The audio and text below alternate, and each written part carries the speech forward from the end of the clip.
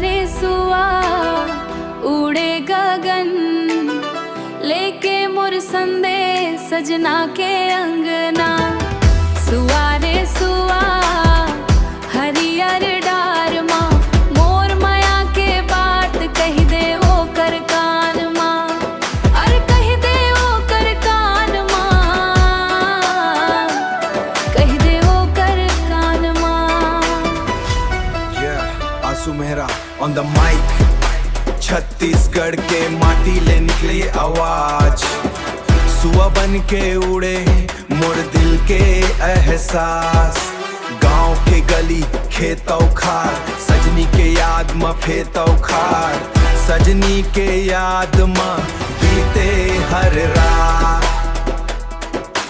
रात के चंदा घलो पूछे मोर हाल, काबर उदास हंस का होगे तोला यार, काबर उदास हंस का होगे तोला यार। मैं कहाँ माया के कहानी है खास, कहानी है खास। सुआ ले भेजत हूँ माया के बाद।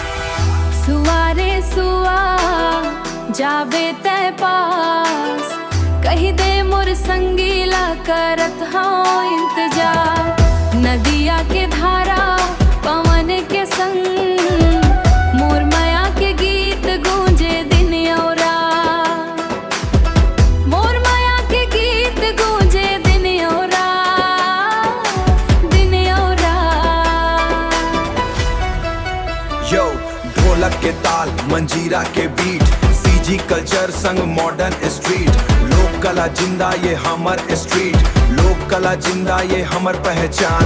लोक कला जिंदा ये हमर पहचान। सुआ गीत गूंजे ये बढ़ते सम्मान, सुआ गीत गूंजे ये बढ़ते सम्मान, सुआ गीत गूंजे ये बढ़ते सम्मान। सुआ रे सुआ परदेसी गाँव मोर संदेश पहुँचा दे, नहीं लागे मोर मन। आंसू मेहरा गावा माया के ये रात। सुआ के संग उड़ते मोर दिल के फार। सुआ के संग थे मोर दिल के फार, सुआ के संग उड़ते मोर दिल के फार।